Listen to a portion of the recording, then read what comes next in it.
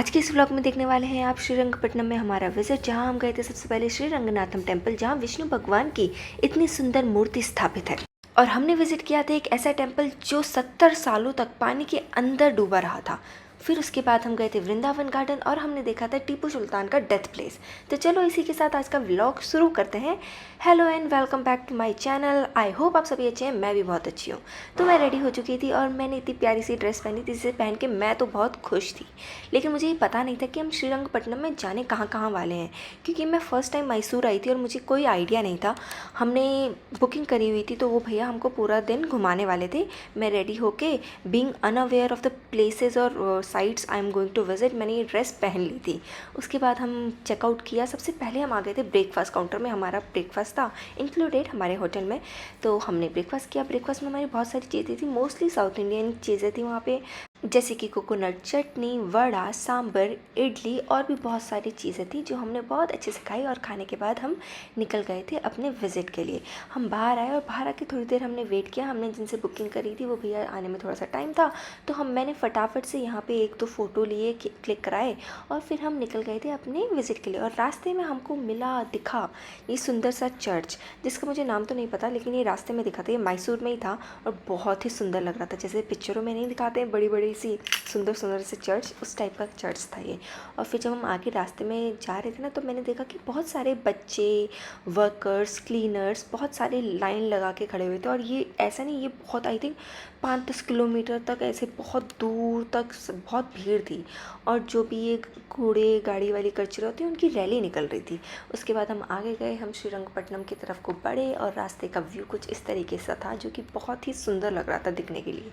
और फिर हम थोड़ी देर बाद पहुंच चुके थे श्रीरंगपट्टनम में। और सबसे पहले भैया ने हमको ले गए थे श्री रंगनाथम टेम्पल में। ये था वो टेम्पल जहाँ की मैं नहीं गई अंदर, क्योंकि मुझे लगा, मैंने शॉर्ट ड्रेस पहनी थी तो मुझे सही नहीं लगा अंदर जाना। तो मैंने कहा चलो ठीक है, यहाँ मैं नहीं जाती हूँ। यहाँ अंदर सिर्फ मयंक गए, उन्होंने दर्शन किए, अंदर की थोड़ी बहुत वीडियो उन्होंने बनाई। और हम सबसे पहले यहीं आए थे तो आई थिंक हम जल्दी पहुँच चुके थे। तो लेकिन फिर भी उन्हें टाइम लग गया था, क्योंकि उस समय मंदिर का जो मूर्ति है उसका पर्दे लगे हुए थे। तो आई थिंक मयंक को आधा घंटा लग गया था, जबकि वो सबसे पहले पहुँचे थे ना, सबसे आगे खड़े थे वो लाइन में, वो बोल रहे थे, लेकिन पर्दा लगा हुआ था। उस समय शायद आरती हो रही थी या कुछ तो हो रहा था। उन्होंने अंदर दर्शन करे और मेरे को बोल रहे थे तेरे को अंदर आना चाहिए था, बहुत ही सुंदर था, लेकिन मेरे पास ड्रेस मैंने ऐसी पहनी थी कि मैं अंदर नहीं गई। मंदिर के बाहर से मयंक ने ये मूर्ति खरीदी। और उसके बाद हम पहुंच चुके थे टीपू सुल्तान द्वारा बनाई गई एक अंडरग्राउंड जेल देखने, जिसका नाम रखा गया था कर्नल बैली डंजन, क्योंकि यहाँ पे बोला जाता है कि कर्नल बैली की डेथ हो गई थी जब उनको टीपू सुल्तान ने कैद करके रखा था, तो उनके नाम पे ही इस जगह का नाम रख दिया गया है। और जब मैंने ये नेम पढ़ा था तो मैंने डंजन देखा, मैंने कहा यार ये डंजन तो मैंने बिग बैंग थ्योरी में डंजन्स एंड ड्रैगन्स खेलते थे शेल्डन लोग, तब देखा था। तो मुझे डंजन वर्ड का मीनिंग नहीं पता था। तब मैंने गूगल किया तो मुझे पता चला कि अच्छा, डंजन का मतलब ये होता है कि अंडरग्राउंड जो जेल होती है, प्रिजन होती है, उसको ही डंजन बोलते हैं। आप बताइएगा कमेंट करके कि आपको कब पता चला डंजन वर्ड का मीनिंग। और ये पूरी जो जेल है ना, इसको बहुत मोटी मोटी चौड़ी चौड़ी दीवारों से चारों तरफ से घेरा गया, और पीछे की तरफ को ये नदी है पीछे, और नीचे को हम जैसे सीढ़ियों की तरफ आते हैं तो ये थी वो जेल। तो चलो एक बार अंदर आपको दिखा देती हूँ कि जेल के अंदर था क्या और कैसी दिखती है। इस तरीके से कुछ जेल बनी हुई थी। और यहाँ पे आप देख रहे हैं ना, ये स्लैब से जो लगे हुए हैं, इन स्लैब में कैदियों को टीपू सुल्तान ऐसे बांध देते थे, हाथ खोल के उनके ऐसे टी बना के। और इस जेल के पीछे रिवर है, तो क्या है ना, जेल के एक साइड में, दो साइड में होल है, एक साइड से पानी आता था और एक साइड से पानी निकासी का था, तो इसको पूरा भर दिया जाता था कैदियों को बांधने के बाद। और ये एक तोप रखी हुई है, पहले ये खड़ी थी तोप, लेकिन इस तोप का वज़न इतना भारी था कि ये बाद में नीचे को ढलती गई, फिर इसको नीचे रख दिया गया। और बस टीपू की जेल देखने के बाद हम टीपू की डेथ प्लेस देखने भी आ गए थे। जब ब्रिटिशर ने उन्हें मारा था तो टीपू को गोली लगी थी ना, चौराहे पे लगी थी, लेकिन वो भागते भागते भागते जिस जगह पे उनकी डेड बॉडी मिली थी वो थी ये जगह। और यहीं पे ही टीपू सुल्तान की डेड बॉडी भी बरीड है।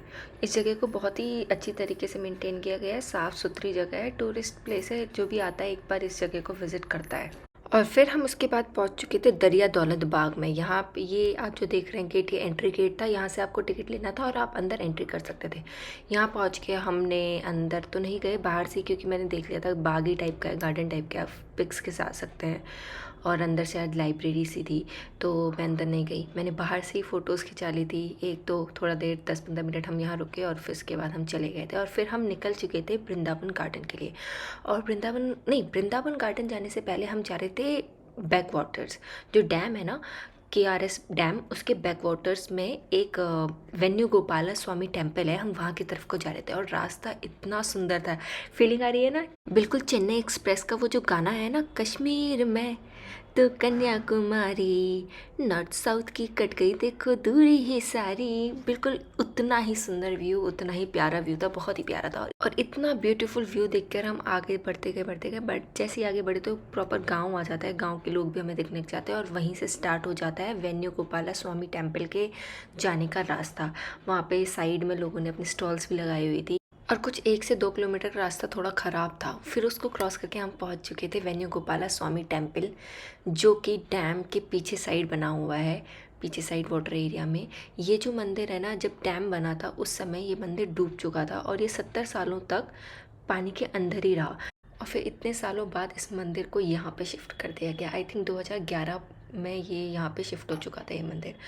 मैं तो थी शॉर्ट ड्रेस में, मेरे को समझ नहीं आता मैं अंदर कैसे जाऊँ। फिर मयंक ने मुझे याद दिलाई कि अरे तूने साड़ी खरीदी थी कल, तो वही पहन ले। तो मैं वो साड़ी जो हमने कल खरीदी थी, मतलब डे 1 जो आपने हमारा व्लॉग देखा होगा ना, उसमें हमने ये साड़ी खरीदी थी, वो साड़ी मैंने ऐसे ही लपेट ली और फिर मैं अंदर गई मंदिर के। मैंने कहा चलो फाइनली मैं इस मंदिर के अंदर तो जा पा रही हूँ, क्योंकि मेरा जो श्री रंगनाथ स्वामी का टेम्पल था वो मैं उस मंदिर के अंदर नहीं जा पाई because of my mini dress. और यहाँ पे मैंने ये साड़ी पहनी और मैं मयंक को यहाँ पे बोल देती, अगर तुम मुझे पहले याद दिला देते तो मेरा वो मंदिर का विजिट भी पूरा हो जाता। उन्होंने बोला चलो कोई बात नहीं, जब नेक्स्ट टाइम हम आएंगे तो मैं तुमको दोबारा घुमा दूंगा। और फिर हम यहाँ अंदर आ गए थे। मतलब इतना प्यारा और इतना सुंदर ये लग रहा था ना, फ़ोटोज़ इतनी अच्छी आ रही थी और अलग ही तरीके की वाइब थी, बहुत ही सीरीन, बहुत ही कामनेस था। पानी है चारों तरफ, और चारों तरफ नहीं 3 तरफ पानी है और वहाँ पे बीच में है ये मंदिर। और फिर हमने वहाँ पे थोड़ी बहुत फ़ोटो खिंचाई और अंदर की तरफ गए। अंदर फ़ोन अलाउड नहीं है, अंदर हमने फ़ोटोज़ नहीं खींची, मतलब मंदिर के अंदर, ये बाहर का एरिया है जहाँ हमने वीडियोज़ ली हैं, फ़ोटोज़ ली है।